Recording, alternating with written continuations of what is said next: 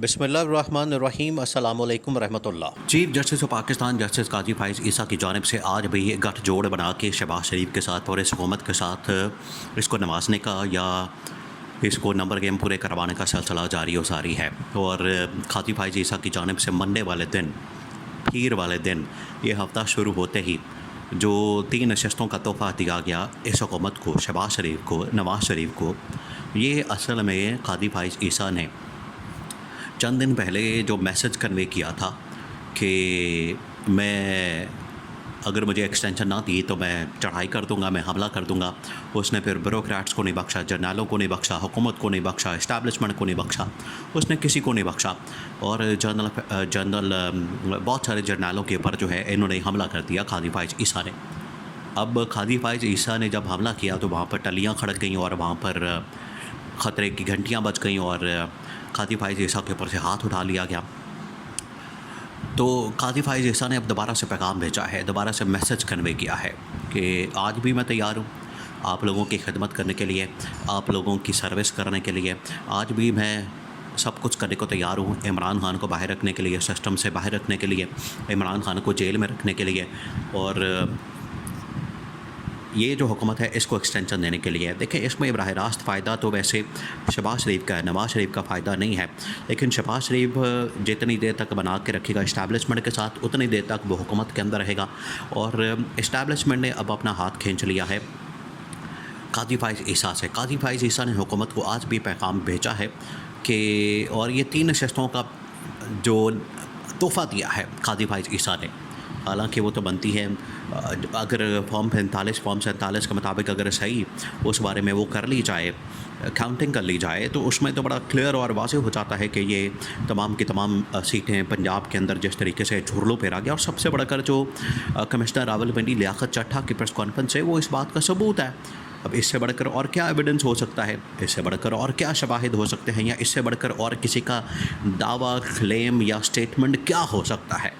वो इतना बड़ा गवाह है जिसने प्रेस कॉन्फ्रेंस के अंदर इस बात का इंकशाफ किया कि 8 फरवरी को जो धांधली की गई उसके पीछे चीफ इलेक्शन कमिश्नर और चीफ जस्टिस का हाथ था। और मुझे बाकायदा तौर पर कहा गया कि आपने पूरी पिंडी डिवीज़न के अंदर 13 हलके हैं, वहाँ पर आपने धांधली करनी है। तो इससे बढ़कर और क्या सबूत हो सकता है। अब इस्टेब्लिशमेंट को ये सारी गेम समझ आ गई है, इस्टेब्लिशमेंट को पता लग गया। लेकिन इस्टेब्लिशमेंट ने जब देखा है कि ये काजी फाइज ईसा अपनी कोई सेटिंग बना के बैठा हुआ है शहबाज शरीफ के साथ या नवाज शरीफ के साथ, हालांकि काजी फाइज ईसा के ऊपर जो एतमाद है अब ये पीपल्स पार्टी को भी नहीं रहा। पीपल्स पार्टी वालों ने भी जब सुप्रीम कोर्ट के ऊपर हमला किया, हालांकि पीपल्स पार्टी भी बरीक वारदात डाल रही है। पीपल्स पार्टी वाले चाहते हैं कि हुकूमत को मखसूस नशस्तें ना मिलें और मिल जाएं तो सिर्फ पीपल्स पार्टी को मिल जाएं, नून को ना मिलें। और अगर हमें मिल जाती हैं तो हम फिर काजी फाइज ईसा को एक्सटेंशन दें या ना दें। अभी इस पर वो क्लियर नहीं है, अभी इस पर वो वाज़ेह नहीं है, अभी इस पर उनका मौक़िफ़ जो है वो क्लियर नहीं है कि वो काजी फाइज ईसा को एक्सटेंशन देने के हक़ में है या नहीं है। और देखिए, ये हुकूमत का काम होता है। अब इस्टेब्लिशमेंट को क्या परेशानी है, हुकूमत का काम होता है कि सिस्टम को स्मूथ चलाना। और जैसे इन्होंने अपने दौरे हुकूमत में, PDM के दौरे हुकूमत में काजी फाइज ईसा का नोटिफिकेशन बतौर चीफ जस्टिस इन्होंने लगा दिया था और 3 महीने पहले ये नोटिफिकेशन कर दिया था। नोटिफिकेशन करके और जो चीफ जस्टिस उमर अता बंदियाल था उसको गैर मौसर कर दिया और काजी फाइज ईसा को बड़ा ताकतवर बना दिया। काजी फाइज ईसा ने वहाँ पर अपना ग्रुप बंदी, धड़ेबंदी और सब कुछ किया। तो आज जस्टिस मंसूर अली शाह की वो पोजीशन है और justice Mansoor Ali Shah upcoming chief justice है, लेकिन उसका नोटिफिकेशन नहीं निकाल रहे कि अपकमिंग चीफ जस्टिस वो बनने वाला है। आप उसका नोटिफिकेशन निकाल दें, आप उसको नोटिफाई कर दें, ये नहीं कर रहे। अब उसकी वजह यह है कि इनको पता है कि अभी तक हमारा काजी फाइज ईसा काम कर सकता है। इस्टेब्लिशमेंट को पता है कि ये जो सारा कुछ हो रहा है, ये जिस तरीके से एक तोहफ़ा दिया गया है 3 नशस्तों का हफ्ते के शुरू में ही, ये इस्टेब्लिशमेंट को भा नहीं रहा, इस्टेब्लिशमेंट को ये इतना सूट नहीं कर रहा। वो कह रहे हैं कि काजी फाइज ईसा ने अगर ये किसी वक्त भी आंखें दिखा सकता है, काजी फाइज ईसा किसी वक्त भी पलट सकता है, किसी वक्त भी ये इधर का उधर और उधर का इधर हो सकता है, ये पल में तोला पल में माशा हो सकता है, इसका कोई भरोसा नहीं है। तो काजी फाइज ईसा ने अपने आप को ख़ुद एक्सपोज कर दिया। एक्सपोज करने के बाद अब इसके ऊपर ज़्यादा कोई उम्मीद बाकी नहीं है। इस्टेब्लिशमेंट तो दो टोक अंदाज में ये कह चुकी है कि फ़ैसले के ऊपर अमल दरामद होना चाहिए।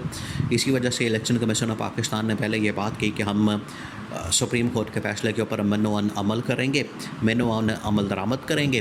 बाद में ये नून लीग वालों ने, पीपल्स पार्टी वालों ने इलेक्शन कमीशन के साथ मिलकर एक गठजोड़ करके, एक साजिश करके, और इनके ताने बाने आपको पता है पुराने मिलते हैं, वो इमरान खान के दौर से मिलते हैं। इनको तो लगवाने वाले नून लीग वाले थे। ये तो आया ही नून लीग की फरमाइश के ऊपर था, chief election commissioner Sikandar Sultan नाचा।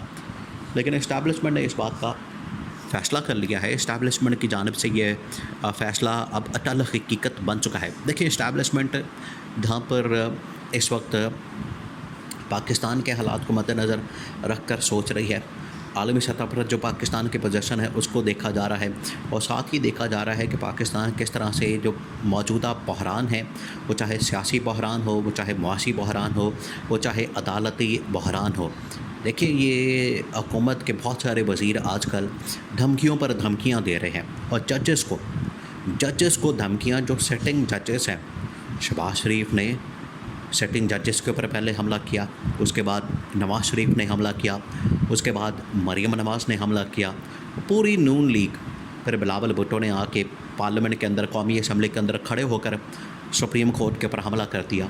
तो ये जो हमला कर रहे हैं, ये इस्टेब्लिशमेंट देख रही है। इस्टेब्लिशमेंट को पता है कि ये इदारों के दरमियान जो टकराव, इदारों के दरमियान जो तसादुम, इदारों के दरमियान जो क्लैश, इदारों के दरमियान जो इस वक्त लड़ाई और झगड़ा, ये किसी सूरत भी पाकिस्तान के मफाद में नहीं। ऑलरेडी पाकिस्तान इतनी बड़ी बहरानी कैफियत के अंदर है, बहरानी कैफियत से दो चार है, बहरानी कैफियत का शिकार है, और ऊपर से ये इन्होंने जिस तरीके से काजी फाइज ईसा ने आज भी ऑफ़र दी है, आज भी कहा है कि मैं तैयार हूँ, मैं आप लोगों के नंबर गेम पूरी करवाने के तैयार हूँ। लेकिन ये इतना नंबर गेम नहीं है। 3 सीटों से कोई फ़र्क नहीं पड़ने वाला। कम से कम 30 से 35 सीटें होंगी इस हुकूमत के पास, तब 2/3 मेजॉरिटी का नंबर पूरा होता है। वो कौन करेगा? वो असल नंबर है मखसूस नशस्तों के अंदर।